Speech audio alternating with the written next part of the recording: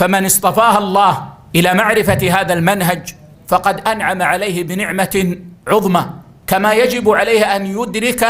الواجب عليه من جهتين: الجهة الأولى المحافظة على هذه السلفية والعمل على بقائها قوية، والجهة الثانية العمل بالدعوة على وفق هذا المنهج السلفي لإنقاذ الناس إما من الكفر الأصلي بدعوة غير المسلمين، وإما من الشرك الذي يقع فيه بعض المسلمين وأكثرهم لا يعلمون ويظنون أن هذا يرضي الله وهم يفعلون أعظم الظلم، وإما لإنقاذ الناس من الشرك الأصغر وهو أقبح ذنب بعد الشرك الأكبر، وكذلك لإنقاذ الناس من البدع التي هي شر الذنوب بعد الشرك بنوعيه، ثم